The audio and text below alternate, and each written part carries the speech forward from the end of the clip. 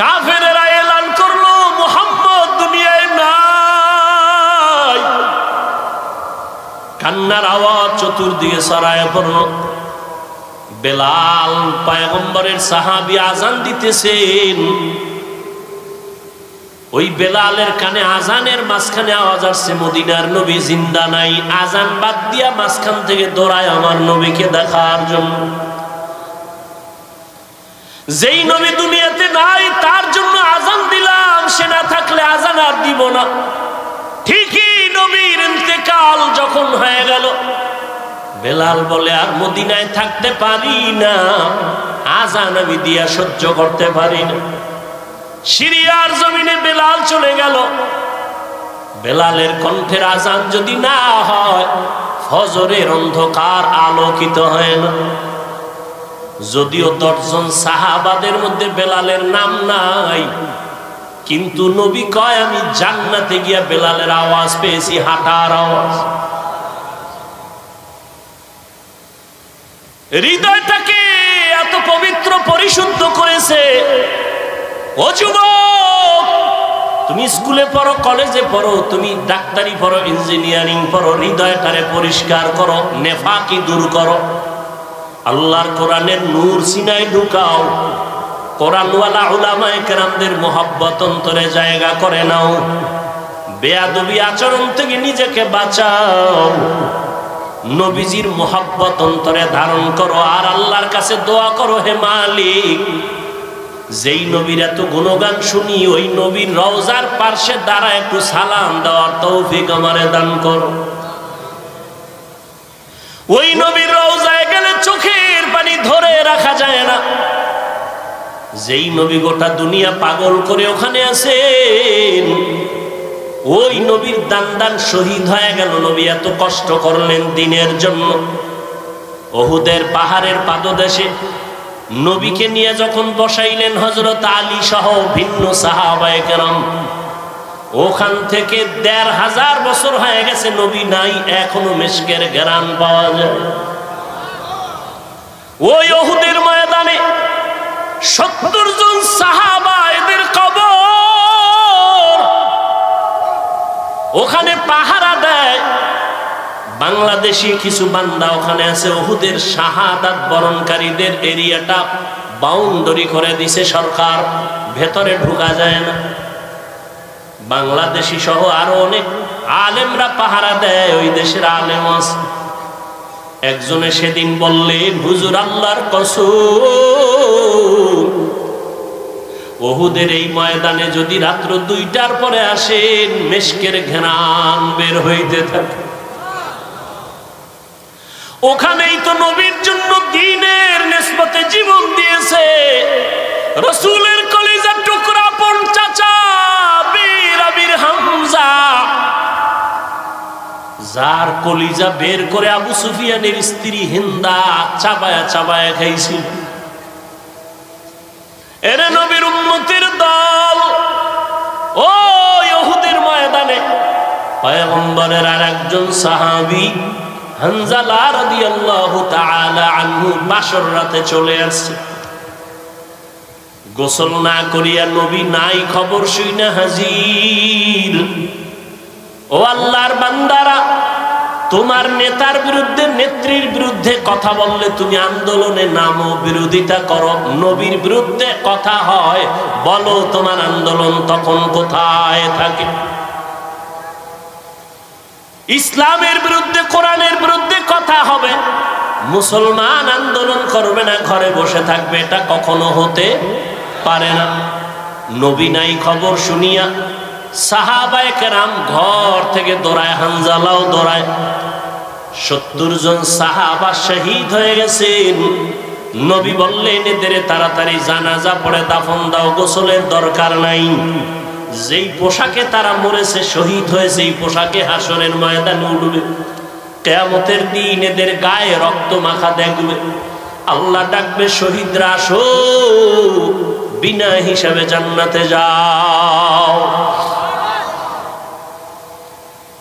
হঠাৎ নবীর কানে একজন সাহাবিয়া মহিলা এসে বলেন, ইয়া রাসূলুল্লাহ, শাহাদাত বরণকারী সাহাবাদেরকে আপনি বিনা গোসলে জানাজা পড়ায় কবর দেন, একজন সাহাবী তারে আপনি বিনা গোসলে কবর দিবেন না। হানজালা ফরজ গোসল অবস্থায় চলে আসছেন, গোসল করে নাই, শুনছেন নবী নাই, অমনি দৌড়ায় চলে আসছে দরবারে নিয়ে। নবী বলেন খবর দাও, খুঁজো হানজালার লাশ, গোসল দেওয়া লাগবে। জিব্রাইল আমিন এসে নবীকে বলেন ইয়া রাসূলুল্লাহ, যেই সাহাবী দ্বীনের নিসবতে আপনার মোহাব্বতে ফরজ গোসল বাদ দিয়া চলে আসছে বাসর ঘরে বিবির মায়া ছাড়িয়া, ওই সাহাবীর গোসল আল্লাহ জান্নাতের পানি দিয়া ফেরেশতার মাধ্যমে করায় দিয়েছে। এরে যুবক আল্লাহর গোলাম, ওই সাহাবাদের আদর্শ অন্তরে লালন করো, এখনো সময় আছে, তওবা করে নাও। বিজয়টা তোমার কেমন তুমি ভাবনি? ইমানদারের ভাবনা বেঈমানের ভাবনা কখনো এক না। একজনে আমার মুমিনের সালাম দিয়া কয় কেমন আছেন, বলে আমার ইমানের হালাত ভালো, তো আলহামদুলিল্লাহ আমি ভালো আছি। আমার ইমান আমলের হালাত খারাপ, তো আমি বলতে পারি না ভালো আছে, আমি বড় খারাপ আছি। আর তোমার চিন্তা চেতনা, তোমার বাড়ি আছে, গাড়ি আছে, টাকা পয়সা, ব্যবসা ভালো, তুমি ভালো আছো। নামাজ যে পড়লা না, এই বিষয়ে তোমার ভালো মন্দের কোনো বিচার হলো না। এখনো সময় আছে, তওবা করে নাও, আল্লাহর কাছে অন্তর খুলে তওবা করো। হে মালিক, তোমার নিয়ামতের হায়াত না থাকলে বাঁচার উপায় নাই। তোমার নিয়ামতের নিঃশ্বাস যদি বন্ধ হয় আর উঠাইতে পারবো না। তোমার নিয়ামতে যদি তুমি ঘুম থেকে উঠায় না দাও, আমার জীবনে আর উঠা সম্ভব হবে না। ও আল্লাহ, জীবনটা শুধু নিয়ামত পাইলাম, কিন্তু শুকর আদায় করতে পারলাম না। হাতের শুকর আদায় করতে পারি নাই, তোমার দেওয়া চোখের নিয়ামতের শুকর আদায় করতে পারি নাই, তোমার দেয়া নিয়ামতের জবানের শুকর আদায় করতে পারি নাই, তোমার দেয়া নিয়ামত চোখের শুকর আদায় করতে পারি নাই। কোনদিন কোরআন শরীফ হাতে নিলাম না, চোখ দিয়া তাকায় দেখলাম না, জবান দিয়া কোরআন তেলাওয়াত করতে পারলাম না। জীবনে অনেক কিছু চোখ দিয়া দীর্ঘ টাইম তাকাইয়া দেখছি, কিন্তু 1 মিনিটের জন্য কোরআনের দিকে তাকাইয়া সহ্য করে দেখতে পারি নাই। জীবনে জবান দিয়া কত কথা বলেছি, মোবাইলে সারাটা রাত, কিন্তু জবান দিয়া 100 বার দরুদ শরীফের আমল করতে পারি নাই। জবান দিয়া কোরআন তেলাওয়াতের আমল করতে পারি নাই। এই হাতের দ্বারা কত লেখাই যে জীবনে লেখলাম, কিন্তু হাতের দ্বারা কোরআন ধরিয়া ধরিয়া লাইনে আঙ্গুল টেনে পড়তে পারি নাই। হিসাব মিলায় দেখলাম আমার মতো নাফরমানের এই জমিনে কেউ নাই। ও যুবক বাবারা, বৃদ্ধ বাবাজিরা, পর্দার আড়ালের মা বোনেরা, আল্লাহর কাছে নিয়ামতের হিসাব কিন্তু দিতেই হবে। আল্লাহর দেওয়া নিয়ামত পাইলেন, আল্লাহর দেওয়া বাতাস বড় নিয়ামত, আল্লাহর দেওয়া পানি বড় নিয়ামত, সূর্যের আলো বড় নিয়ামত। সব কিছু ভোগ করলেন, শুকর আদায় করলেন না। আল্লাহর নবী দোয়া শিখাইছেন, যখন ঘুম থেকে তুমি উঠবা আলহামদুলিল্লাহ বলে শুকর আদায় করো। নামাজ আদায় করবা, সেজদায় গিয়া সুবহান রাব্বিয়াল আ'লা বলবা। আজকে ঘুম পাইয়া ঘুমাইলা, ফজরের আজান কানে আসলো, মসজিদে হাজির হতে পারলাম না। এখনো সময় আছে, তওবা করে নাও। কত আল্লাহর বান্দার খবর পাই, নিজেও নামাজে ফজরে যায় না, অনেক ভাড়াটিয়ারা যেতে চায়, গেটের চাবি দেয় না নামাজে যাওয়ার জন্য। ও হতভাগা কপাল পোড়া ঘরের মালিক, এখনো সময় আছে, পায়ে হাত রেখে বলি তওবা করে ফিরে আসো। তোমার ঘরের ভাড়াটিয়া এমন হওয়া চাই যে 5 বেলার নামাজে জামাতে যাবে। এমন একজন কর্মচারী তুমি বাড়ির মধ্যে রেখে দাও, কাজের মানুষ, যে তোমার ভাড়াটিয়াদেরকে 5 ওয়াক্ত নামাজে ডাকবে, চলো নামাজের সময় হয়ে গেছে। তোমার ঘর আমার আল্লাহর রহমত দ্বারা ভরপুর হয়ে যাবে, ফেরেশতারা পাহারা দিবে। ও যুবক বাবারা, স্কুলে পড়ো, ব্যবসা করো, মাওলার কোরআন তেলাওয়াত করো, দোকানে বসে আছো, বাজে কথা না বলে, মোবাইল না দেখিয়া দরুদ শরীফ পড়ো, ইস্তেগফারের আমল করো। পর্দার আড়ালের মা বোনেরা, ফজরের নামাজ পড়ো, সূরা ইয়াসিনটা তেলাওয়াত করে নাও। যোহরের নামাজ পড়ে সূরা ফাতিহা তেলাওয়াত করে নাও বা সূরা আর রহমান। আসরের নামাজ আদায় করে সূরা নাবা তেলাওয়াত করে নেন রে মা। মাগরিবের নামাজ আদায় করে সূরা ওয়াকিয়া তেলাওয়াত করেন। এশার নামাজের পরে মা সূরা মুলক তেলাওয়াত করেন। পাঁচ বেলার নামাজে 5টা সূরার আমল। নবীজির মোহাব্বত নিয়া ওযু সহকারে নির্জনে বসিয়া কমপক্ষে 100 থেকে 300 বার দরুদের আমল করেন। ইনশাআল্লাহ আমি চ্যালেঞ্জ করে বলবো, আল্লাহ পাক যদি কবুল করেন, দরুদের আমলের বরকতে মুসিবত দূর হবে। মদিনার রওজা বাইতুল্লাহ যেতে পারবেন, অন্তত ঘুমের ঘরে আমার নবীর সাথে মোলাকাত হয়ে যাবে। ইমামুল আউয়ালিন আল আখিরিন বাহর সাদকা রাহমাতাল লিল আলামিন সৈয়দুল কাউনাইন খাতমুল মুরসালিন আখির আমদ বুদে ফখরুল আউয়ালিন।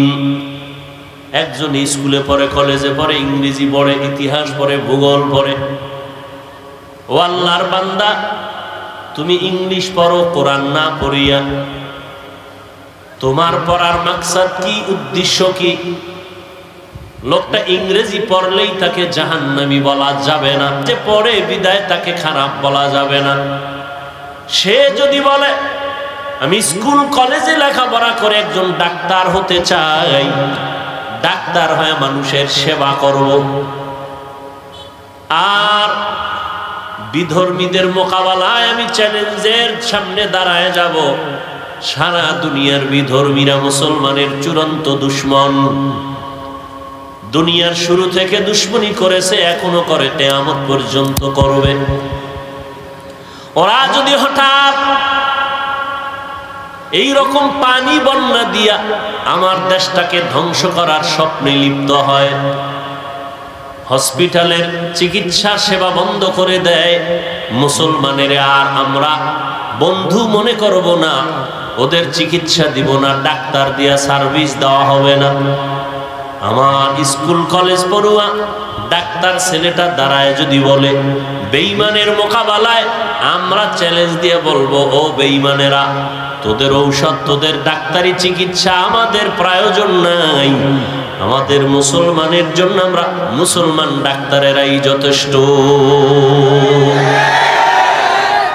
কি বলবেন, এই ছেলেটা ডাক্তারি পড়লে জাহান্নামী? দিলকে বড় করতে হবে, অন্যকে দিলে বসানোর মতো জায়গা রাখতে হবে, হিংসার আগুন সব বন্ধ করে দিতে হবে, ধৈর্যের পানি দিয়া। আপনি আমি কি মুসিবতে আছি, ওয়ামা আরসালনাকা ইল্লা রাহমাতাল লিল আলামিন। কেমন হৃদয়ওয়ালা নবী আমার। আল্লাহ বলেন, হে পয়গম্বর, জগৎ সমূহের জন্য আপনাকে রহমত করে পাঠাইলাম। কেউ কেউ তর্জমা করেন উভয় জগতের জন্য নবী রহমত। আমি তর্জমা করেছি জগৎ সমূহের জন্য নবী রহমত। উভয় জগৎ মানে দুনিয়ার জগৎ, পরকাল জগৎ। আসলে জগতেই দুইটা না, জগৎ আরো বেশি। রুহের একটা জগৎ আলাদা, মায়ের গর্ভের জগৎ আলাদা, দুনিয়া নামক জগৎ আলাদা। মরণের পরে আর একটা জগৎ হবে, এটা হলো আলমে বরজখ, কবর জগৎ। হাসরের ময়দানের একটা জগৎ, ওখান থেকে আলাদা হয়ে আর এক জগতে ঢুকবে, জান্নাতের এক জগৎ, জাহান্নামের আর এক জগৎ। আল্লাহ বলেন, হে নবী, সব জগতের জন্য আমি আপনাকে বানাইলাম রহমতের নবী। আপনি হলেন জগৎ সমূহের জন্য রহমত, আর আমি আল্লাহ হলাম জগৎ সমূহের জন্য রব। আমি হলাম রব্বুল আলামিন, আপনাকে বানাইলাম রহমাতুল লিল আলামিন। রূহের জগতের জন্য নবী রহমত। কেমনে আলোচনা উলামাদের মুখে শুনছেন, আমিও করেছি, আজকে নয়। রূহের জগতের জন্য নবী কিভাবে রহমত, মায়ের গর্ভের জগতের জন্য নবী কিভাবে রহমত, দুনিয়ার জগতের জন্য রহমাতুল লিল আলামিন কিভাবে রহমত, কবর জগতের জন্য নবী আলাদা রহমত, হাসরের মাঠের জগতে নবী আলাদা রহমত, জান্নাতের জগতে নবী আলাদা রহমত, জাহান্নামের জগতে নবী আলাদা রহমত। শুনেননি কথাগুলো? পয়গম্বরের সাহাবী প্রথম তিনি চাচাতো ভাই হযরতে আলী রাদিয়াল্লাহু তাআলা আনহু, নবীর কি দ্বিতীয় সিঁড়িতে গিয়া সাহাবী, তৃতীয় ধাপে গিয়া হযরত আলী নবী, বলেন না কেন, জামাতা। ওই হযরত আলী আল্লাহর শুকর আদায় করেন,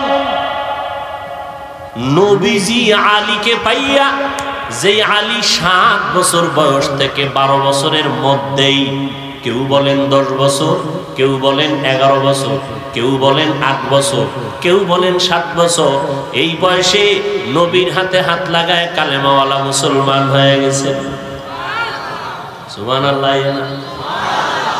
হযরত আলী এতটাই আদবওয়ালা সাহাবী, রহমতের নবী বলেন, আনা দারুল হিকমাহ ওয়া আলীউন বাবুহা, আমি মুহাম্মদ হিকমত ও ইলমের ঘর, আর ওই ইলমের ঘরের দরওয়াজা আমার আলী। সুবহানাল্লাহ বলতে সন্দেহ? ইলমেরা ইজাজ করদান বেহিসাব, খলকেরা দাদান জওয়াবে বাসওয়াব। হযরত আলী আল্লাহর শুকর আদায় করেন, যেই নবী আলীকে বলেন আমি, আমার আলী ইলমের ঘরের দরজা। কতটা দাম হযরত আলী। ভাইরা আমার, হযরত আলী রাদিয়াল্লাহু তাআলা আনহু হিজরতের রাতে নবী বিছানায় শোয়া, তারপরে নবী বিদায় হয়ে গেলেন মক্কার জমিন। কেমন মোহাব্বতের নবীর সাহাবী, যে আলীর জবানে এত প্রশংসা, আল্লাহর কাছে শুকর আদায় করে বলেন, আল্লাহ সম্মানের চেয়ারে বসার জন্য 2 পুঁজির একটা লাগে, না হয় সম্মানের চেয়ার পায় না। চেয়ার পায় কিন্তু কোনটা পায় না? একজনে জোর করে চেয়ার দখল করছে, এটা কি সম্মানের নেই? কি অনেকে জুলুম করেও চেয়ারে বয়, কথা ঠিক না? আর একটা হলো সম্মানের। একজনে জোর করে বইছে ধাক্কা দিয়ে, আমি বসবো, আমার চেয়ার। আর একজনকে আমি বসবো না, কয় বসাবো, এর মাথায় করে এনে বসাই দিছে, কথা ঠিক নেই? কেউ স্বপ্নে দেখছিলেন নি? যারে বয়সে হেও স্বপ্ন দেখেন যে আমারে বাংলাদেশের চেয়ারে বসাইব, কথা ঠিক না? ওয়াজ বুঝেননি? কি বুঝেন?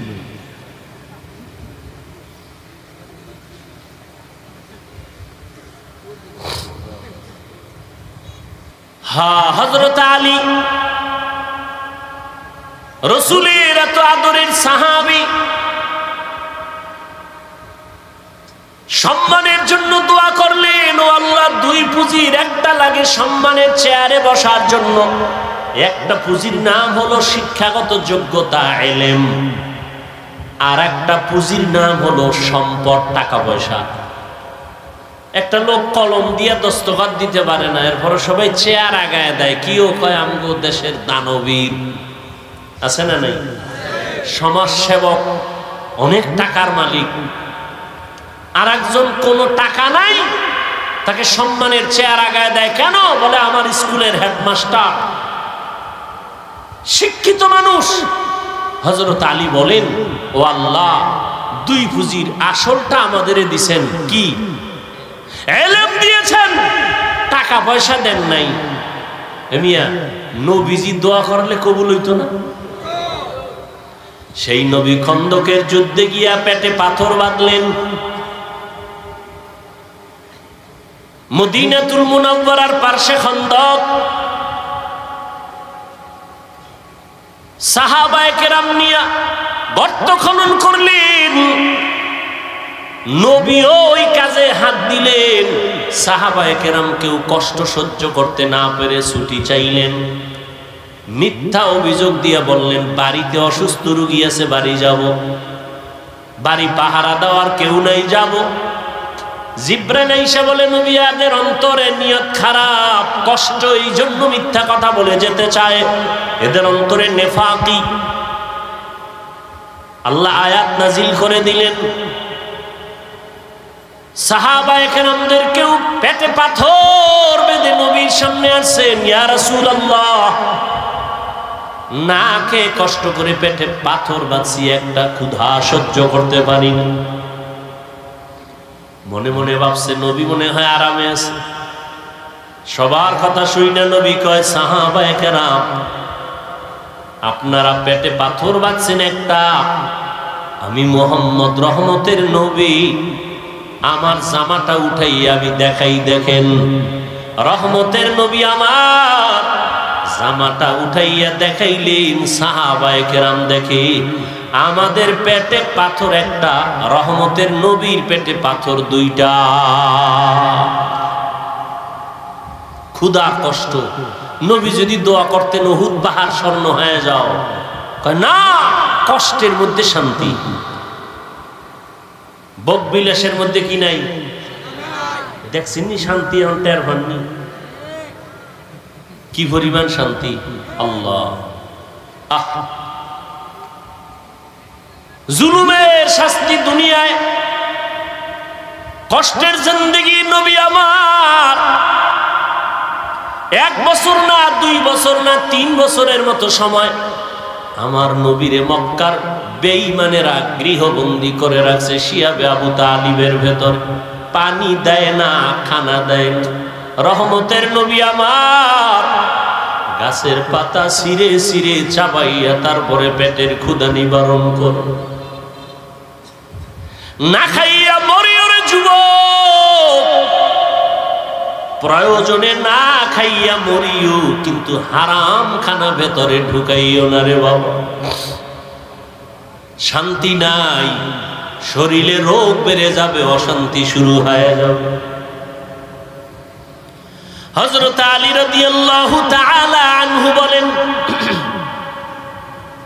মান আল্লামানি হরফান ইনশাআ বাআ ওয়া ইনশাআ আতাকা।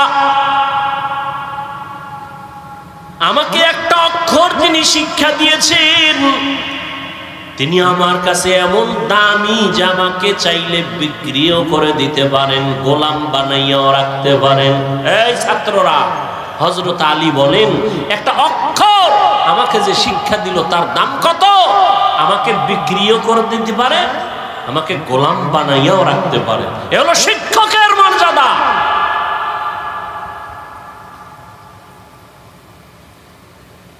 কিন্তু আমরা অনেক সময় দেখতে পাই কিছু বেয়াদবি আচরণ,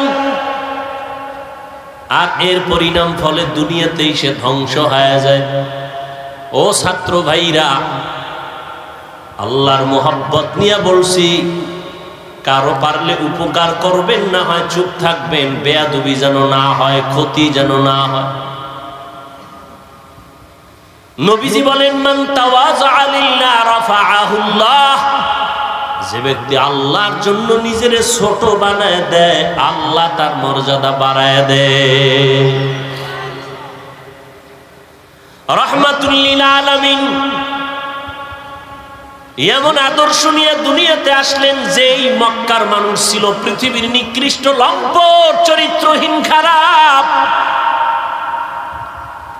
ওই জায়গায় আমার নবীকে আল্লাহ পাঠাইলেন। মক্কা নগরীর মানুষের মতো খারাপ মানুষ জমিনে আর ছিল না। ওই জায়গায় শ্রেষ্ঠ আদর্শের নবীর আল্লাহ পাঠায় দিলেন। 13 বছরের মেহনতে মক্কার মানুষগুলো জান্নাতি মানুষ হয়ে গেছে। মাত্র 13 বছরের মেহনত, নবী একটা গালি দেন নাই, কিচ্ছু বলেন নাই। সুন্দর ব্যবহার, সুন্দর আচরণ। আল্লাহ পাক আমার নবীকে এমন দয়ার নবী করে পাঠাইলেন। নবী আইসা দেখে মক্কার মানুষ এতটা খারাপ, কন্যা সন্তানদের এরা পছন্দ করে না, নারীদের সমাজের বোঝা মনে করে, বিধবা নারী পছন্দ করে না। বাবা ছেলে হইলে খুশি হয়, মেয়ে হইলে মুখ কালা করে বেজার হয়। এমনকি মেয়েকে জ্যান্ত দাফন করে, হত্যা করে বাবা। ওই সময়ে রসুল আসছেন, কন্যাদেরকে পছন্দ করে না। এই বাপ কি মনে করেন ভালো না জালেম? সেই রসুলের যুগের 2-1টা জালেম এখনো আছে না নেই? ছেলে হলে খুব খুশি, মেয়ে হলে কষ্ট পায়। স্ত্রীর সাথে রাগ করে কথা বলে না, মেয়ে হলো কেন? তো মেয়ে হলো কেন, এটা স্ত্রী কি জবাব দিবে? স্ত্রীর কোনো হাত আছে এখানে?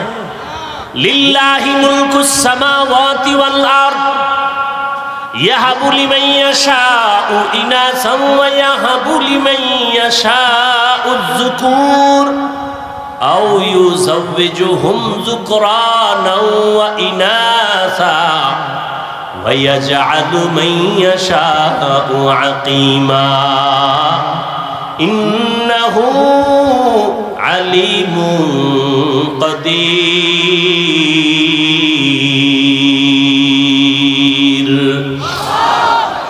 আসমান জমিনের মালিকানা কার? আল্লাহ বলেন আমার ক্ষমতা সব। আমি চাইলে কাউকে ছেলে দেই, কাউকে মেয়ে দেই, কাউকে দোনোটা দেই, কাউকে কোনোটাই দেই না। ক্ষমতা কার? না আপনি স্লোগান দিচ্ছেন ছেলে হোক মেয়ে হোক দুটোর বেশি নয়, একটা হলে ভালো হয়, না হইলে আরো ভালো। স্লোগান দিছে ছেলে হোক মেয়ে হোক দুটোর, কথা বল না কেন? দুটোর একটা হলে ভালো হয়, এই স্লোগান আছে না নাই? এই স্লোগান যেদিন থেকে শুরু, আমার মাওলার কুদরত সেদিন থেকে শুরু। সেদিন থেকে একসাথে 2টা, একসাথে 3টা, একসাথে 4 সন্তান। মা মরছে না, মা এখনো তাজা। একসাথে 4 সন্তান আছে না নাই? সন্তানও সুস্থ, মাও। ছেলে হোক মেয়ে হোক দুটোর বেশি নয়, একটা হলে ভালো হয়, না হইলে আরো ভালো। এটা বাইতুল মুকাররমের খতিবের স্লোগান, মক্কা মদিনার ইমামের স্লোগান, এটা আমেরিকার স্লোগান, পশ্চিমা বেঈমানের স্লোগান, ইহুদি খ্রিস্টানদের স্লোগান।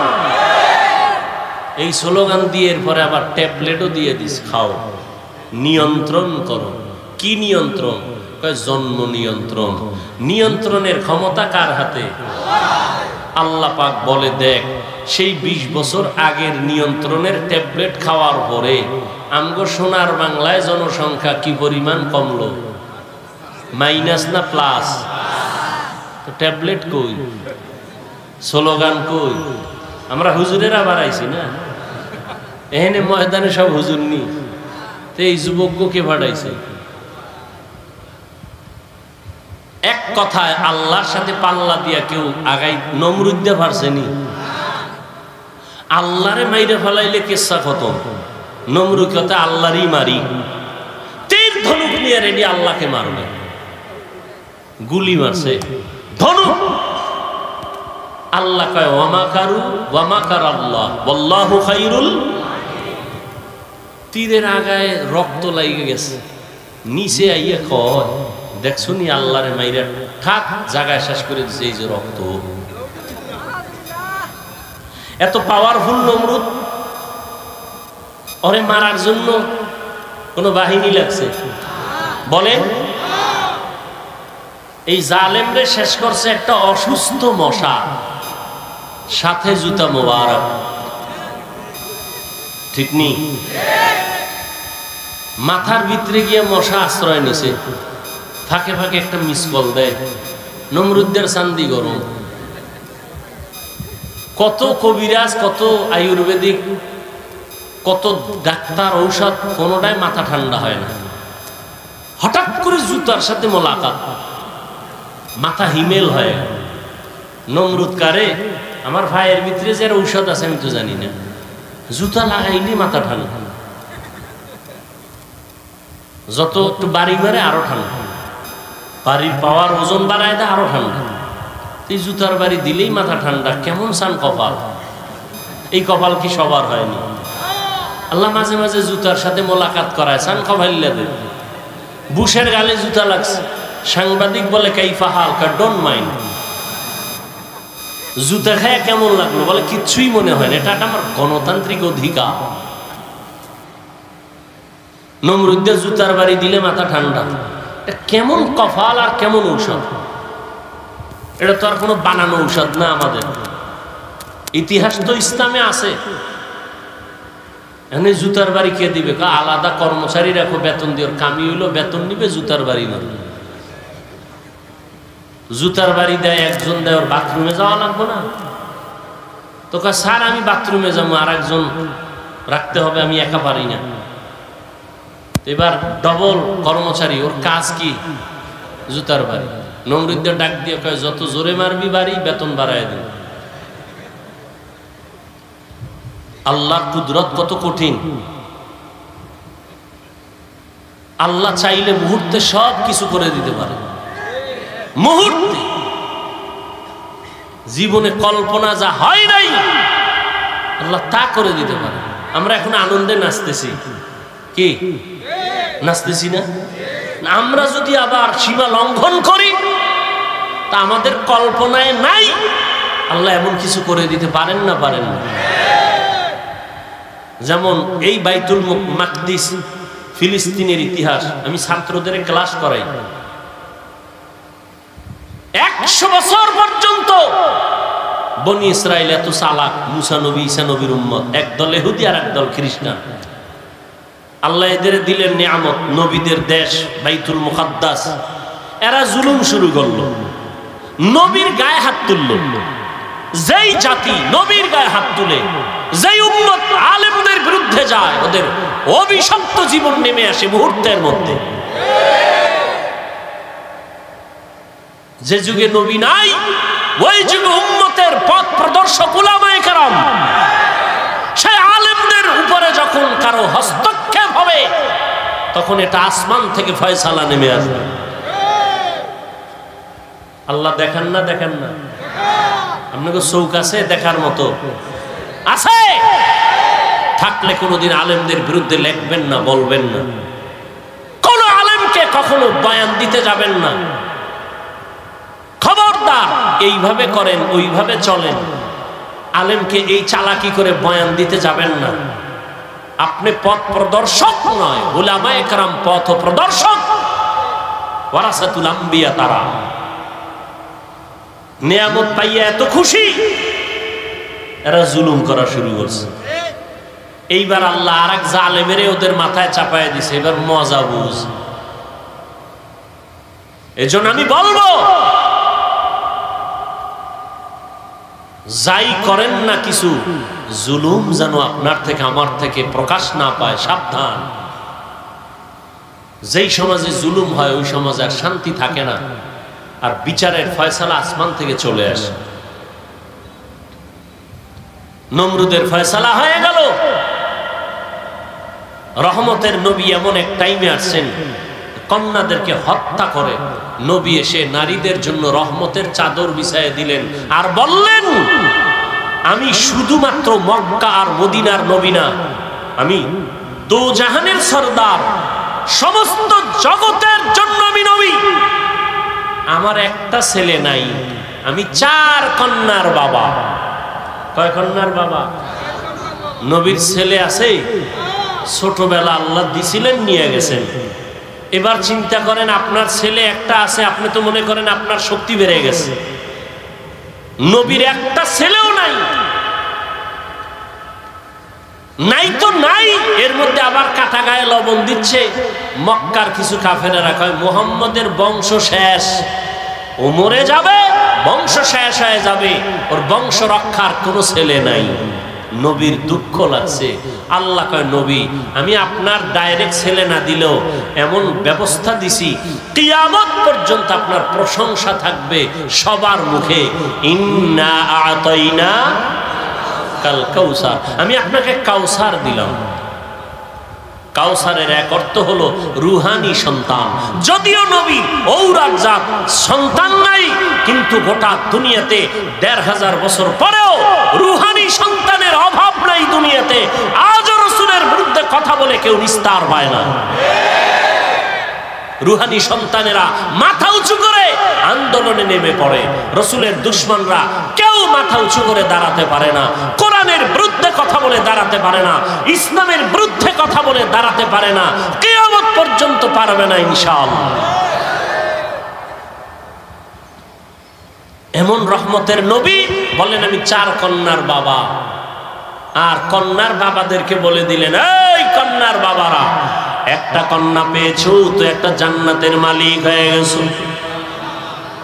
সুবহানাল্লাহ। না, 2টা কন্যা পেয়েছো, 2টা জান্নাতের মালিক হয়ে গেছো। তার মানে যারা কন্যা পাইছো তোমার ঘর রহমতে ভরপুর হয়ে গেছে। তাসলিমা কয় নারীদের উপরে আল্লাহ জুলুম করছে, আল্লাহ বড় জালেম। দেখেন কি পরিমাণ অপরাধের কারণে দেশেও আর থাকার কোনো সুযোগ হয় না। ভাইরা আমার, আল্লাহ পাক নবীর মাধ্যমে মক্কা নগরীটাকে এত সুন্দরভাবে সাজায় দিলেন। ওই আদর্শ আজকে যারা পালন করে ১৫০০ বছর পরে আজও তারা শান্তিতে আছে, সম্মানে আছে। নবী বলেন আমি 4 কন্যার বাবা। ও কন্যার বাবারা, একটা কন্যা যদি পাও একটা জান্নাতের মালিক হয়ে যাবে। কন্যাদের অধিকার আল্লাহ বাড়ায় দিলেন নবীর মাধ্যমে। রহমতের নবীর 25 বছর বয়স। রহমতের নবী হিসাবে কত পাওয়ার, আবার আল্লাহ তাকে আলাদা স্পেশাল পাওয়ার দিলেন, নবীকে আলাদা। 25 বছরের কালে নবীর কত পাওয়ার যৌবনের। এই যুবকেরা, নাস্তিকদের জানায় দাও 25 বছরের যুবক আমার নবী, তার শক্তি কত, যৌবনের পাওয়ার কত। যুবকেরা টের পাওনি? কি টের পাবো? মোবাইলে সব শেষ, সবগুলো হারবালের রোগী হয়ে গেছে সবগুলো। 25 বছরের যুবক, ফুটন্ত গোলাপের মতো চেহারা, আর চেহারা সব কার্টুন হয়ে গেছে, কার্টুন। সারাদিন কার্টুন দেখতে দেখতে আর মোবাইলে সারা রাত সজাগ থেকে উল্টা পাল্টা রাস্তায় ঘুরতে ঘুরতে শরীর শেষ, যৌবন শেষ, জীবন শেষ, চেহারার মধ্যে কোনো নূর নাই। কে বলবে এই কথা? কে বলবে এই কথা? আর ওদিকে ওপেন চ্যালেঞ্জ দিয়ে রাখছে বাসের সাইনবোর্ডে লাগায়। উনি এমন বেহায়া, নির্লজ্জ, মানুষের লজ্জা শরম থাকবে না। রাসূল বলেন লা ঈমানা লিমান লা হায়া আলা, যাদের লজ্জা নেই ওদের ঈমান নাই। যুবকরা এগুলো করতেছে, ওদিকে হারবালওয়ালারা সাইনবোর্ড পোস্টার, মেয়েরা ঘুরে ঘুরে ঘুরে ঘুরে হ্যান্ডবিল বিলি করতেছে, লিফলেট বিলি করতেছে, ওপেন চ্যালেঞ্জ, এই সমস্ত বাজে কথা বলে। লজ্জা শরম কই গেল? মোবাইল তো আমরাও চালাই, আর এটা এমন একটা যন্ত্র, এটা ছাড়া চলার উপায় নেই। কিন্তু ভালো দিকটাকে আমরা গ্রহণ করি, খারাপ থেকে দূরে থাকি। এমনিই তো একটা টাচ মোবাইলের দিকে তাকায় থাকলে চেহারার কি ক্ষতি হয়, শরীরের কি ক্ষতি হয়। গুগলে ঢুকো, জীবনভর তো আকামি করলা, আজকে একটু কিছু তথ্য নাও। তুমি তো ওখান থেকে শিক্ষার বহু কিছু আছে। তুমি যদি চাও মোবাইল থেকে অনেক কিছু শিখতে পারো। বড় বড় বিধর্মীরা মুসলমান হয় কেন? ওরা গবেষণা করতে করতে দেখে আল্লাহর খোঁজ পেয়ে যায়, যেন একজন সৃষ্টিকর্তা আছেই। না হয় এই যে কান্না করি, চোখ থেকে কি পরিমাণ পানি বের হয়, এই পানি কোথায়? হ্যাঁ, এগুলো চিন্তা করার বিষয়। দাড়ি ছিল না, হঠাৎ দাড়ি উঠতেছে, বাড়তেছে। চামড়া কাটো তো, ভিতরে এগুলি কি পেঁচানো আছে কিনা ওটা লাইন মতো বাড়তেছে। কেটে দেখবা কিচ্ছু নাই, অথচ বাড়তেছে। মহিলারটা তো বাড়ে না। তুমি গাভীর থেকে দুধ নাও 20 কেজি, কালকে সকালবেলা গাভীর ওলানটা কেটে দাও, দেখো তো কয় কেজি বের হয়। আর কেজির মেয়া গুল্লি মারেন, এক ফোঁটা আসবে নি। চিন্তা করেন তো। অথচ 20 কেজি দুধ 5 মিনিটে আপনার পাত্র ভরে যায়। আপনি ওলানটা কেটে দেন, এক ফোঁটা দুধ আসবে না। খায় ঘাস, বের হয় সাদা পিওর দুধ। রসুল বলেন দুধ পান করো গাভীর, বরকত। কিতাবে দেখছি দুধ পানের মধ্যে 10টা রোগের ঔষধ আছে। এতটা দামি গাভীর দুধ, অথচ ওলান কেটে ফেলবেন, দুধ নেই। আল্লাহর কুদরত। এজন্য আল্লাহ কোরআনে বলেন ওয়াফি আনফুসিকুম আফালা তুবসিরুন। তুমি নিজের মধ্যে তাকাইয়া কি তুমি দেখো না আমি আল্লাহর কুদরত কেমন? মাইকে কথা বলতেছি, বিদ্যুতের চার্জ, ব্যাটারির চার্জ চলে যায়। আর জিব্বা নামের মেশিন দিয়া যে কত কোটি কথা সাপ্লাই দিলাম এই বয়সে, একদিনও তেল লাগলো না, পেট্রোল অকটেন কিছুই লাগলো না। গাল ব্যথা করে, মাথা ব্যথা করে, কপাল ব্যথা করে, চোখ ব্যথা করে, ঠোঁট ব্যথা করে। জিব্বা নামের মেশিন কখনো ব্যথা করে না। করেনি? বড় কঠিন। প্রধানমন্ত্রী বক্তব্য দিবেন, টিম গঠন করে লিখে দাও কি বক্তব্য দিব জাতির সামনে। 5 মিনিটের বক্তব্য লিখে দাও। যদি ভুল ভাল বলে ফেলি তো মানুষ আমার উল্টা হয়ে যাবে। আর আমরা ঘন্টাকে ঘন্টা প্রতিদিন বয়ান করি। ফজরের পরে বয়ান, আসরের পরে বয়ান, মাগরিবের পরে বয়ান, এশার পরে বয়ান, 12 মাস অনবরত কথা। ডায়েরিতে লিখে আনি নাই, মুখস্থ করে আসি নাই। কি বয়ান আজকে এই এলাকায় করব তাও মুখস্থ করে আসি নাই। কিন্তু একের পর এক কথা বের হচ্ছে, বের হচ্ছে, বের হচ্ছে। টাইম মতো ঘুম নাই। এই সফর করে আসার পরে শুধু ঘুম আর ঘুম, শুইলেই ঘুম। এরপরে যে বয়ান করতেছি, একটা কথা যদি উল্টা পাল্টা বের হইয়াই যায়, বন্ধু আমার দুশ্মনে পরিণত। কেউ আমারে সাজাইয়াও দেয় নাই। এইভাবে আগামীকাল বয়ান, প্রত্যেক দিন বয়ান, 12 মাস। ঘুম টাইম মতো হয় না। তোমরা যখন ঘুমাও তখন আমরা গাড়িতে, রাস্তায় থাকি। এরপরেও 2-1টা কথা একটু স্লিপ হয়ে যায়। আর সেই সমস্ত 2-1টা কথা নিয়ে যদি কোনো উম্মত আমাদের বিরুদ্ধে লেখালেখি করে, ওর মতো আলেমের দুশ্মন কুলাঙ্গার জমিনে আর দ্বিতীয় কেউ হতে পারে না। ঘন্টাকে ঘন্টা কথা বলতেছি, লেখা নিয়ে আসছি। কি মনে হয় মুখস্থ করে আসছি যে আজকে এত এই কয়টা কথা বলবো? এ কুদরত কা। এর মধ্যে 2-1টা ভুল অনিচ্ছায় হতে পারে।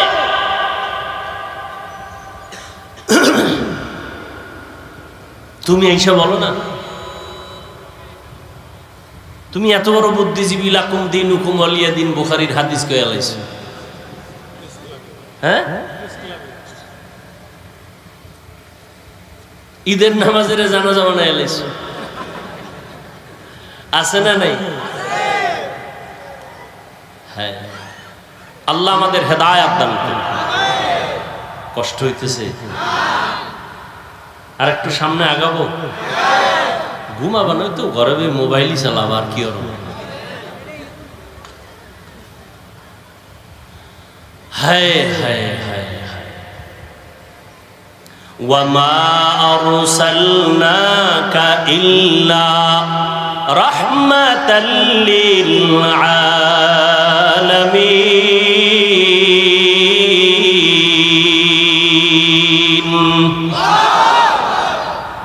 এই যে এত বয়ান শুনো যুবক বাবারা, অন্তরে মায়া আছে না? মোহাব্বত লাগে না? এই বয়ান তো কোরআন থেকে বলতেছি, রসুলের থেকে বলতেছি। সেই কোরআন কেন পড়ো না? কোরআনটা কেন বুকে লাগাও না? আরবের দেশে যাও, দোয়া করি আল্লাহ সবাইকে একবারও যদি হয় বাইতুল্লাহ রসুলের রওজায় যাওয়ার তৌফিক দান করেন। আমিনও কয় না, পুরাটা কও আল্লাহুম্মা আমিন। মনে চাইনি?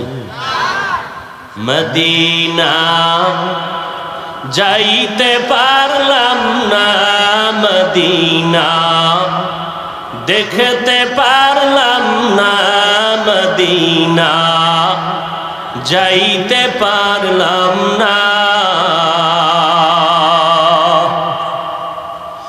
আমি অসহায় তাই এত দূরে রই, শুধু সালাম জানাই, মদিনা যাইতে পারলাম না, মদিনা দেখতে পারলাম না। আরবের ভিতরে যাও, ওরা যারা গাড়ি চালায় ড্রাইভার, ওরাও কোরআন পড়ে। গাড়ি চালু অবস্থায় চালক চালাইতেছে, তেলাওয়াত করতেছে। মিশরের জমিনে গিয়ে দেখো, ইউসুফ নবীর দেশ, মাঠে ময়দানে চাষাবাদের কাজ করে জবানে সুন্দর তেলাওয়াত চলতেছে। আমার মাওলার কোরআন এত সুন্দর, এটা শুনতে যেমন মজা, দেখতেও তেমন মজা, পড়তেও তেমন মজা। কেন বাবা কোরআনটা বুকে লাগাও না? তুমি ইঞ্জিনিয়ার হও, ডাক্তার হও, কোনো বাধা নাই, হও, দোয়া করি, তবে আল্লাহর কোরআনটা সিনায় লাগাইও। আজকে কি তুমি দেখো নাই ভার্সিটির ভিসি নামাজের ইমামতি করে, তেলাওয়াত না শিখলে পারতনি? কথা কও। তুমি ডাক্তার হও, কিন্তু এমন সাহস তুমি রাখো তুমি মুসলমান। তুমি ডাক্তারির চেয়ারে বসিয়াও যেন ইমামতির যোগ্যতা তোমার থাকে। যেখানে যাবে তুমি নামাজ পড়াবে, মধুর তেলাওয়াত শোনাবে, তখন সবার দিল থেকে দোয়া আসবে যে ডাক্তার হইয়াও তেলাওয়াত এত সুন্দর, ইঞ্জিনিয়ার হলেও তার তেলাওয়াত এত সুন্দর। এ যদি ইমামতি করার যোগ্যতা রাখে, জাতি শিখবে আর জানবে যে মুসলমানকে পিছে ফেলার কোনো রাস্তা নাই। তুমি ডাক্তার হও, ইঞ্জিনিয়ার হও, আল্লাহর কোরআন পড়ো, জুমার খুতবা দেওয়ার মতো যোগ্যতা তোমার ভেতরে অর্জন করো, নামাজের ইমামতি করার মতো যোগ্যতা অর্জন করো। ইমামতির যোগ্যতার সব থেকে বড় যোগ্যতা হলো বিশুদ্ধ কোরআনের তিলাওয়াত। আরবের ড্রাইভারেরা তেলাওয়াত করে, সাধারণ মানুষ কোরআন পড়ে। কোরআন শিখতে 20 দিন লাগে। কয়দিন? 20 দিন মানে 20 ঘন্টা। 20 দিনের 20 ঘন্টা লাগে। মাত্র দৈনিক 1 ঘন্টা টাইম দাও, 20 দিনে কোরআন শিখে ফেলবা ইনশাআল্লাহ। বহু সময় নষ্ট করছো এদিক সেদিক, কোরআন শিখতে 1 ঘন্টা টাইম দাও। ফজরের পরে না হয় এশার পরে সুযোগ মতো দাও না, দেখবা আল্লাহর প্রতি মায়া, ইবাদতে মায়া বেড়ে যাবে। রহমাতুল লিল আলামিন নারীদের ইজ্জত রক্ষা করার দিকে বাবাদের বললেন নারীদের আর হত্যা করা যাবে না, কন্যা হত্যা করা যাবে না। নবীর আদর্শ বাস্তবায়ন করতে গিয়া দান দান শহীদ করেছেন। তারপরেও নবী কোনোদিন জিদের বশবর্তী হয়ে রাগ করে কারো উপরে জুলুম করেন নাই। আর ওই নবীর আদর্শ পালন করে সাহাবায়ে কেরাম সারা দুনিয়াতে এত দৃষ্টান্ত স্থাপন করেছেন যে আজকে সাহাবায়ে কেরামের আদর্শ নিয়ে দুনিয়ার মানুষ তার জীবনকে সুন্দর করে। রাসূলের জন্য নিবেদিত প্রাণ সাহাবায়ে কেরাম, যেই নবী দান শহীদ করেছেন দ্বীন ও ইসলামের জন্য, ওই নবীর মোহাব্বতে উহুদের ময়দানে ওই রক্তমাখা দ্বীনের আলামত এখন উহুদ পাহাড়ের সাথে লেগে আছে। বহু বছর চেষ্টা করছি বাইতুল্লাহ থেকে মদিনায় গিয়া উহুদ পাহাড়ের ওই জায়গাটা একটু বসবো, দেখবো নবী যেখানে দান শহীদ করে বসছিলেন। সুযোগ পাই না, ওই দেশের সরকার আটকায় দিয়েছে। এই বছর একটু সুযোগ পেয়েছে। কাফেরেরা এলান করলো মুহাম্মদ দুনিয়ায় নাই। কান্নার আওয়াজ চতুর্দিকে ছড়ায় পড়ল। বেলাল পয়গম্বরের সাহাবী আজান দিতেছেন। ওই বেলালের কানে আজানের মাঝখানে আওয়াজ আসছে মদিনার নবী জিন্দা নাই। আজান বাদ দিয়া মাঝখান থেকে দৌড়ায় আমার নবীকে দেখার জন্য। যেই নবী দুনিয়াতে নাই তার জন্য আজান দিলাম, সে না থাকলে আজান আর দিব না। ঠিকই নবীর ইন্তেকাল যখন হয়ে গেল, বেলাল বলে আর মদিনায় থাকতে পারি না, আজান আমি দিয়া সহ্য করতে পারি না। সিরিয়ার জমিনে বেলাল চলে গেল। বেলালের কণ্ঠের আজান যদি না হয়, ফজরের অন্ধকার আলোকিত হয় না। যদিও 10 জন সাহাবাদের মধ্যে বেলালের নাম নাই, কিন্তু নবী কয় আমি জান্নাতে গিয়া বেলালের আওয়াজ পেয়েছি, হাঁটার আওয়াজ। হৃদয়টাকে এত পবিত্র পরিশুদ্ধ করেছে। ও যুবক, তুমি স্কুলে পড়ো, কলেজে পড়ো, তুমি ডাক্তারি পড়ো, ইঞ্জিনিয়ারিং পড়ো, হৃদয়টারে পরিষ্কার করো, নেফাকি দূর করো, আল্লাহর কোরআনের নূর সিনায় ঢুকাও, কোরআনওয়ালা উলামায়ে কেরামদের মোহাব্বত অন্তরে জায়গা করে নাও, বেয়াদবি আচরণ থেকে নিজেকে বাঁচাও, নবীজির মোহাব্বত অন্তরে ধারণ করো, আর আল্লাহর কাছে দোয়া করো, হে মালিক, যেই নবীর এত গুণগান শুনি ওই নবীর রওজার পার্শ্বে দাঁড়ায় একটু সালাম দেওয়ার তৌফিক আমারে দান করো। ওই নবীর রওজায় গেলে চোখের পানি ধরে রাখা যায় না।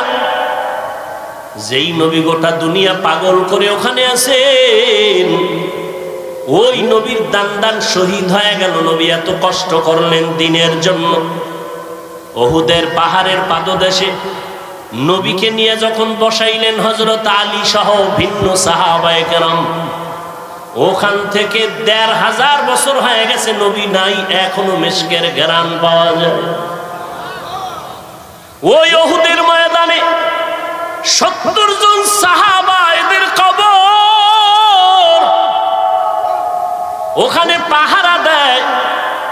বাংলাদেশি কিছু বান্দা ওখানে আছে। উহুদের শাহাদাত বরণকারীদের এরিয়াটা বাউন্ডারি করে দিছে সরকার, ভেতরে ঢোকা যায় না। বাংলাদেশি সহ আরো অনেক আলেমরা পাহারা দেয়, ওই দেশের আলেম আছে। একজনে সেদিন বললেন, হুজুর আল্লাহর কসম,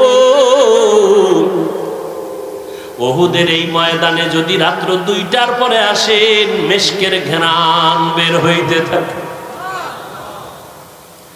ওখানেই তো নবীর জন্য দ্বীনের নিসবতে জীবন দিয়েছে রাসূলের কলিজার টুকরা পন চাচা বীর আমির হামজা, যার কলিজা বের করে আবু সুফিয়ানের স্ত্রী হিন্দা চাবায়া চাবায়া খাইছিল। এর নবীর উম্মতের দল ওই উহুদের ময়দানে পয়গম্বরের আরেকজন সাহাবী হানজালা রাদিয়াল্লাহু তাআলা আনহু বাসর রাতে চলে আসছে। গোসল না করিয়া নবী নাই খবর শুইনা হাজির। ও আল্লাহর বান্দারা, তোমার নেতার বিরুদ্ধে নেত্রীর বিরুদ্ধে কথা বললে তুমি আন্দোলনে নামো, বিরোধিতা করো। নবীর বিরুদ্ধে কথা হয়, বলো তোমার আন্দোলন তখন কোথায় থাকে? ইসলামের বিরুদ্ধে, কোরআনের বিরুদ্ধে কথা হবে, মুসলমান আন্দোলন করবে না, ঘরে বসে থাকবে, এটা কখনো হতে পারে না। নবী নাই খবর শুনিয়া সাহাবায়ে কেরাম ঘর থেকে দৌড়ায়, হানজালাও দৌড়ায়। 70 জন সাহাবা শহীদ হয়ে গেছেন। নবী বললেন এদের তাড়াতাড়ি জানাজা পড়ে দাফন দাও, গোসলের দরকার নাই। যেই পোশাকে তারা মরেছে, শহীদ হয়েছে, এই পোশাকে হাসরের ময়দানে উঠবে। কিয়ামতের দিন এদের গায়ে রক্ত মাখা দেখবে। আল্লাহ ডাকবে, শহীদরা আসো, বিনা হিসাবে জান্নাতে যাও। হঠাৎ নবীর কানে একজন সাহাবিয়া মহিলা এসে বলেন, ইয়া রাসূলুল্লাহ, শাহাদাত বরণকারী সাহাবাদেরকে আপনি বিনা গোসলে জানাজা পড়ায় কবর দেন। একজন সাহাবী, তারে আপনি বিনা গোসলে কবর দিবেন না। হানজালা ফরজ গোসল অবস্থায় চলে আসছেন, গোসল করে নাই, শুনছেন নবী নাই, অমনি দৌড়ায় চলে আসছে দরবারে নিয়ে। নবী বলেন, খবর দাও, খুঁজো, হানজালার লাশ গোসল দেওয়া লাগবে। জিব্রাইল আমিন এসে নবীকে বলেন, ইয়া রাসূলুল্লাহ, যেই সাহাবী দ্বীনের নিসবতে আপনার মোহাব্বতে ফরজ গোসল বাদ দিয়া চলে আসছে বাসর ঘরে বিবির মায়া ছাড়িয়া, ওই সাহাবীর গোসল আল্লাহ জান্নাতের পানি দিয়া ফেরেশতার মাধ্যমে করায় দিয়েছে। এরে যুবক, আল্লাহর গোলাম, ওই সাহাবাদের আদর্শ অন্তরে লালন করো। এখনো সময় আছে, তওবা করে নাও। বিজয়টা তোমার কেমন তুমি ভাবনি? ইমানদারের ভাবনা বেঈমানের ভাবনা কখনো এক না। একজনে আমার মুমিনের সালাম দিয়া কয়, কেমন আছেন? বলে, আমার ইমানের হালাত ভালো, তো আলহামদুলিল্লাহ আমি ভালো আছি। আমার ইমান আমলের হালাত খারাপ, তো আমি বলতে পারি না ভালো আছে, আমি বড় খারাপ আছি। আর তোমার চিন্তা চেতনা, তোমার বাড়ি আছে, গাড়ি আছে, টাকা পয়সা, ব্যবসা ভালো, তুমি ভালো আছো। নামাজ যে পড়লা না, এই বিষয়ে তোমার ভালো মন্দের কোনো বিচার হলো না। এখনো সময় আছে, তওবা করে নাও। আল্লাহর কাছে অন্তর খুলে তওবা করো। হে মালিক, তোমার নিয়ামতের হায়াত না থাকলে বাঁচার উপায় নাই। তোমার নিয়ামতের নিঃশ্বাস যদি বন্ধ হয়, আর উঠাইতে পারবো না। তোমার নিয়ামতে যদি তুমি ঘুম থেকে উঠায় না দাও, আমার জীবনে আর উঠা সম্ভব হবে না। ও আল্লাহ, জীবনটা শুধু নিয়ামত পাইলাম, কিন্তু শুকর আদায় করতে পারলাম না। হাতের শুকর আদায় করতে পারি নাই, তোমার দেওয়া চোখের নিয়ামতের শুকর আদায় করতে পারি নাই, তোমার দেয়া নিয়ামতের জবানের শুকর আদায় করতে পারি নাই, তোমার দেয়া নিয়ামত চোখের শুকর আদায় করতে পারি নাই। কোনদিন কোরআন শরীফ হাতে নিলাম না, চোখ দিয়া তাকায় দেখলাম না, জবান দিয়া কোরআন তেলাওয়াত করতে পারলাম না। জীবনে অনেক কিছু চোখ দিয়া দীর্ঘ টাইম তাকাইয়া দেখছি, কিন্তু 1 মিনিটের জন্য কোরআনের দিকে তাকাইয়া সহ্য করে দেখতে পারি নাই। জীবনে জবান দিয়া কত কথা বলেছি, মোবাইলে সারাটা রাত, কিন্তু জবান দিয়া 100 বার দরুদ শরীফের আমল করতে পারি নাই। জবান দিয়া কোরআন তেলাওয়াতের আমল করতে পারি নাই। এই হাতের দ্বারা কত লেখাই যে জীবনে লেখলাম, কিন্তু হাতের দ্বারা কোরআন ধরিয়া ধরিয়া লাইনে আঙ্গুল টেনে পড়তে পারি নাই। হিসাব মিলায় দেখলাম আমার মতো নাফরমানের এই জমিনে কেউ নাই। ও যুবক বাবারা, বৃদ্ধ বাবাজিরা, পর্দার আড়ালের মা বোনেরা, আল্লাহর কাছে নিয়ামতের হিসাব কিন্তু দিতেই হবে। আল্লাহর দেওয়া নিয়ামত পাইলেন, আল্লাহর দেওয়া বাতাস বড় নিয়ামত, আল্লাহর দেওয়া পানি বড় নিয়ামত, সূর্যের আলো বড় নিয়ামত। সব কিছু ভোগ করলেন, শুকর আদায় করলেন না। আল্লাহর নবী দোয়া শিখাইছেন, যখন ঘুম থেকে তুমি উঠবা আলহামদুলিল্লাহ বলে শুকর আদায় করো। নামাজ আদায় করবা, সেজদায় গিয়া সুবহান রব্বিয়াল আলা বলবা। আজকে ঘুম পাইয়া ঘুমাইলা, ফজরের আজান কানে আসলো, মসজিদে হাজির হতে পারলাম না, এখনো সময় আছে, তওবা করে নাও।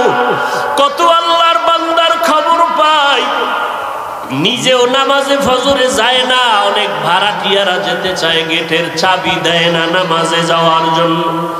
ও হতভাগা কপাল পোড়া ঘরের মালিক, এখনো সময় আছে, পায়ে হাত রেখে বলি তওবা করে ফিরিয়ে আসো। তোমার ঘরের ভাড়াটিয়া এমন হওয়া চাই যে 5 বেলার নামাজে জামাতে যাবে, এমন একজন কর্মচারী তুমি বাড়ির মধ্যে রেখে দাও, কাজের মানুষ, যে তোমার ভাড়াটিয়াদেরকে 5 ওয়াক্ত নামাজে ডাকবে, চলো নামাজের সময় হয়ে গেছে। তোমার ঘর আমার আল্লাহর রহমত দ্বারা ভরপুর হয়ে যাবে, ফেরেশতারা পাহারা দিবে। ও যুবক বাবারা, স্কুলে পড়ো, ব্যবসা করো, মাওলার কোরআন তেলাওয়াত করো, দোকানে বসে আসো, বাজে কথা না বলে, মোবাইল না দেখিয়া দরুদ শরীফ পড়ো, ইস্তেগফারের আমল করো। পর্দার আড়ালের মা বোনেরা, ফজরের নামাজ পড়ো, সূরা ইয়াসিনটা তেলাওয়াত করে নাও। যোহরের নামাজ পড়ে সূরা ফাতিহা তেলাওয়াত করে নাও বা সূরা আর রহমান। আসরের নামাজ আদায় করে সূরা নাবা তেলাওয়াত করে নেন রে মা। মাগরিবের নামাজ আদায় করে সূরা ওয়াকিয়া তেলাওয়াত করেন। এশার নামাজের পরে মা সূরা মুলক তেলাওয়াত করেন। 5 বেলার নামাজে 5টা সূরার আমল। নবীজির মোহাব্বত নিয়া ওযু সহকারে নির্জনে বসিয়া কমপক্ষে 100 থেকে 300 বার দরুদের আমল করেন। ইনশাআল্লাহ আমি চ্যালেঞ্জ করে বলবো, আল্লাহ পাক যদি কবুল করেন, দরুদের আমলের বরকতে মুসিবত দূর হবে। মদিনার রওজা বাইতুল্লাহ যেতে পারবেন, অন্তত ঘুমের ঘরে আমার নবীর সাথে মোলাকাত হয়ে যাবে। এখনো সময় আছে, তওবা করে আমার আল্লাহকে মনে মনে ডাকেন। আমার আল্লাহ তো আপনার অন্তরের দিকে তাকায় আছে রে গুনাহগারেরা, কখন তুই একবার আল্লাহ বলিয়া ডাক দিবি, কখন তুই গুনার কথা স্মরণ করে 2 ফোঁটা চোখের পানি ছেড়ে কাঁদবি। ও যুবকেরা, অন্তরটা যদি একটু নরম করতে পারো, তোমার আমার মতো কত যুবকের জীবন চলে গেল। পানির নিচে যুবকের লাশ, গাড়ির নিচে যুবকের লাশ, এই আন্দোলনে কত যুবকের লাশ চলে গেল। ও আল্লাহর বান্দার, আগুনে পুড়িয়া কত লাশ চলে গেল, পানি বন্যায় কত মানুষ চলে গেল। তুমি আমি রাতের বেলা ঘুমাইবো, রাতের বেলা ঘুমের পরে সকালে উঠার কোনো গ্যারান্টি নাই। ঘর থেকে বের হয়ে যে রাস্তায় যাও, ঘরে আসার কোনো গ্যারান্টি নাই। ও আল্লাহর বান্দারা, এখনো সময় আছে, 2 ফোঁটা চোখের পানি ছেড়ে গুনার কথা স্মরণ করে তওবা করো। মনে মনে আল্লাহকে বলো, আল্লাহ তোমার কোরআনটা বুকে লাগায় জবানে তেলাওয়াতের তৌফিক দাও। স্কুলে পড়ো, কলেজে পড়ো, চাকরি করো, বাধা নাই, কোরআন তেলাওয়াত বন্ধ করবা না। মনে মনে আল্লাহকে বলো, আল্লাহ আমি স্কুলে পড়ার কারণে কোরআন থেকে অনেক দূরে সরে গেছি, আজকে থেকে আমি চেষ্টা করব তোমার কোরআনটা শিখার জন্য, তেলাওয়াতের জন্য। ও আল্লাহ, আমি স্কুলে পড়িয়াও নামাজ আর ছাড়ব না। আয় আল্লাহ, জবানকে হেফাজত করব। তোমার মতো কত যুবক স্কুল কলেজে পড়িয়াও নামাজ ছাড়ে না, তেলাওয়াত করে, নামাজ পড়ায়, তুমি কেন পারবা না রে বাবা? তোমার মতো কত যুবক জেনারেল লাইনে থাকিয়াও ব্যবসা চাকরি করিয়া নামাজ ছাড়ে না, দাড়ি কাটে না, তুমি কেন পারবা না? আল্লাহর কাছে তওবা করো, চোখের পানি ছাড়ো। চোখে যদি পানি না আসে, নবী বলেন কান্নার বাহানা করো, তাতেও বড় সওয়াব। কারণ দুনিয়াতে ঘরে আগুন লাগলে পানি ছাড়া যেমন ঠান্ডা করা যায় না, গুনার কারণে যদি জাহান্নামের আগুন জ্বলিয়া উঠে, চোখের পানি ছাড়া ঠান্ডা করা যাবে না। চোখের পানির বড় দাম। রহমতের নবী নামাজে সিজদায় পড়ে কান্নার আওয়াজ, হাসরের ময়দানের ভয়ে নবী কান্নার আওয়াজ। আম্মা জান আয়েশা বলেন, নবী আপনি কাঁদেন কেন? নবী বলেন, কিয়ামতের দিন সূর্যের গরম আমার উম্মতেরা কেমনে সহ্য করবে? আমার উম্মতেরা গুনার কারণে জাহান্নামের আগুনে কেমনে জ্বলবে? ও যুবক, আমার মাওলার কোরআন মিথ্যা মনে করিও না। ওই কোরআনে গুনাহগারের জন্য জাহান্নাম আল্লাহ স্পষ্ট বলেছেন। বাবা, তুমি কোরআনটাকে যদি সত্য মনে করো, গুনাহগারের জন্য জাহান্নামে কথাটাও বিশ্বাস করিও। তুমি যদি গুনাহগার হইয়া তওবা না করিয়া কবরে যাও, তোমার কবর জাহান্নামের টুকরা হয়ে যাবে। কিয়ামতের ময়দানে তোমার হাতে জাহান্নামের হ্যান্ডকাপ লেগে যাবে। ওই আগুনের ভয় অন্তরে জমা করিয়া 2 ফোঁটা চোখের পানি ছাড়ো। যদি কান্না না আসে বাহানা করো। আর তোমার ডানে বামে যদি কোনো কান্নাওয়ালা ভাই পাও, একটু দোয়া নাও। কান্নাওয়ালা যদি দোয়া করে, তোমার কপাল খুলিয়া যাবে। আর দুনিয়াতে তোমার বড় দোয়ার ফ্যাক্টরি তোমার মা, তোমার বাবা। ওই মা বাবা যদি থাকে, বাবা যদি থাকে, দোয়া নাও। মা থাকলে দোয়া নিও। মা বাবার দোয়া ছাড়া তুমি কোনোদিন সফলতা অর্জন করতে পারবা না। ওই মায়ের কাছে গিয়া বলি, ওরে মা, একটু দোয়া করিয়া দাও। রসুলের রওজার কিনারায় দোয়ায় দাঁড়াইলাম একটা যুবক, আমার দেশে বাড়ি, গলা জড়ায় কাঁদে আর কয়, হুজুর আমার মা নাই, আমি বড় অসহায়। আমার মা আমার জন্য কত দোয়া করেছেন, আজকে আমি সব পাই, কিন্তু আমার মায়ের কণ্ঠ কানের মধ্যে পাই না। ও আল্লাহর বান্দারা, ওই মা পাইয়া বেয়াদবি করিও না। মায়ের থেকে দোয়া নাও, বাবার থেকে দোয়া নিও। এমন মা বাবার দোয়া ছাড়া তুমি পরীক্ষায় ভালো নাম্বার পাও নাই। মা বাবার দোয়া ছাড়া তুমি সম্মানের জায়গায় আসতে পারো নাই। ওই মা বাবার জন্য কলিজা ভরে দোয়া করো। বেঁচে থাকলে মাকে বলিও, মা কত অজান্তে বাজে কথা বলছি, তুমি কষ্ট পেয়েছো, আজকে মাফ করিয়া দাও। আমি গুনাহগার হইয়া কবরে যাব না, তুমি দোয়া কর, আমি তওবা করতেছি। আর নামাজ ছাড়বো না, দাড়ি কাটবো না, বেপরদায় চলবো না, কারো সাথে খারাপ ব্যবহার করব না। নবীজির তরিকা মেনে মা বাবা তোমার দোয়া নিয়া, উলামায়ে কেরামের পরামর্শ নিয়ে চলবো, বিরোধিতা করব না। তওবা করার মতো যদি কারো অন্তর তৈরি হয়, তওবার খাঁটি নিয়ত যদি থাকে, 2টো হাত আমার আল্লাহকে দেখায়া দাও। আয় আল্লাহ, আমাদের হাতগুলো কবুল করে নেন। আয় আল্লাহ, আমরা গুনাহ থেকে তওবা করতেছি, আর গুনাহ করব না। আয় আল্লাহ, আর আপনার নাফরমানি করব না। উলামায়ে কেরামের পরামর্শ নিয়ে, মা বাবার দোয়া নিয়ে চলবো। আমাদের তওবা কবুল করে নেন। নবীজির সুন্নাত অনুযায়ী চলার তৌফিক দান করেন। তওবার উপরে মজবুত হয়ে চলার তৌফিক দান করেন। আমিন। আলহামদুলিল্লাহি রাব্বিল আলামিন।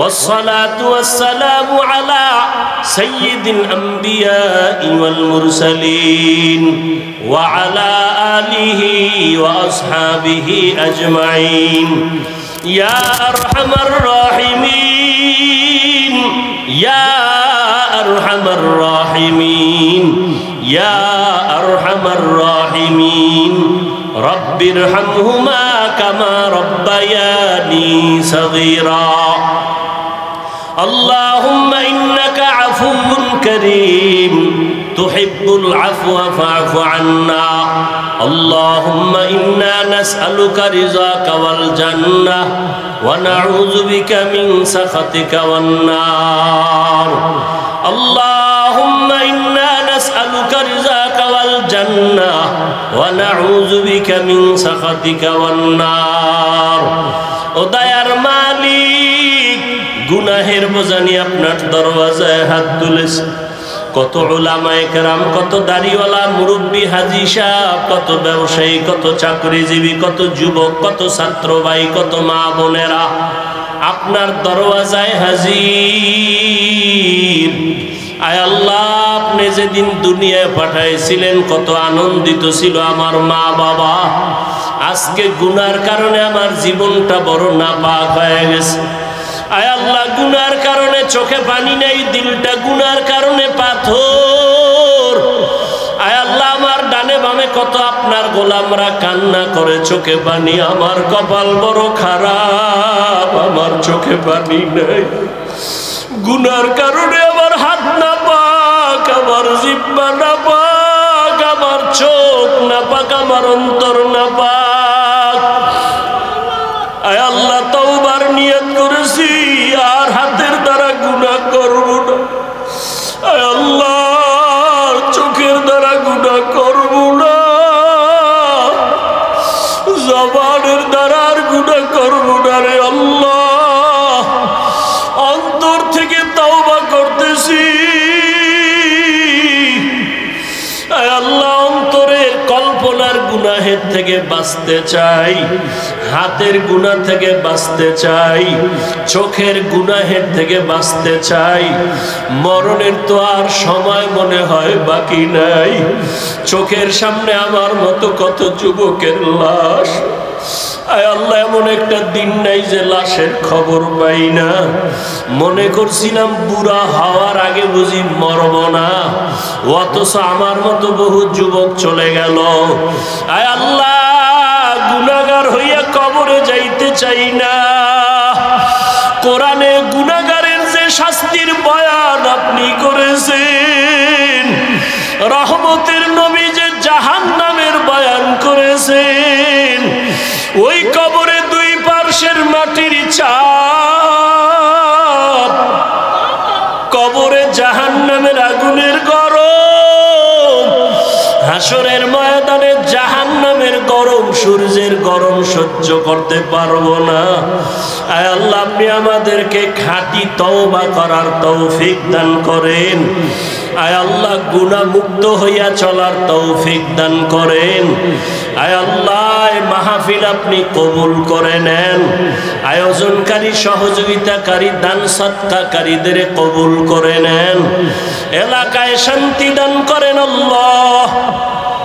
ব্যবসা করে, চাকরি করে, বরকত বাড়ায়া দেন।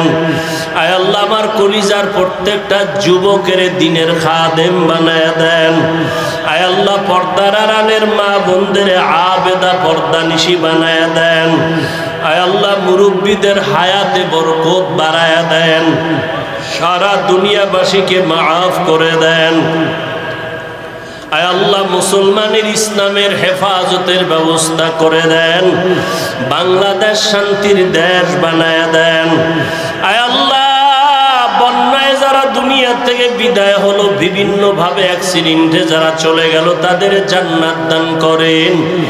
যারা অসুস্থ আছে কুদরতের দ্বারা সুস্থ করে দেন আল্লাহ। আয় আল্লাহ, যারা অসহায় মুসিবতে আছে কুদরতের দ্বারা শান্তির জিন্দেগি দান করেন। আয় আল্লাহ, আমাদের পরস্পরে হিংসা দূর করে মোহাব্বত বাড়ায়া দেন। উলামায়ে আহলে হকের এক বানায়া দেন।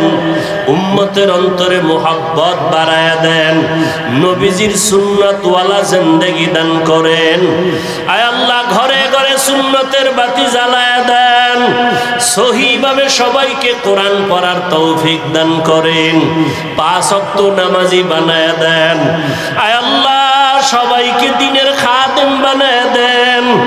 আয় আল্লাহ, মিথ্যা মামলা থেকে মুক্তির সবাইকে ব্যবস্থা করে দেন। জালেমদের জুলুম থেকে সবাইকে হেফাজত করেন। আয় আল্লাহ, চলার পথে ইজ্জতের সাথে হেফাজত করেন। আওয়াজে কথায় রুহানিয়াতে স্পষ্টতা বাড়ায়া দেন। উলামা তোলাবা উম্মতের অন্তরে ইজ্জত মুহাব্বত বাড়ায়া দেন।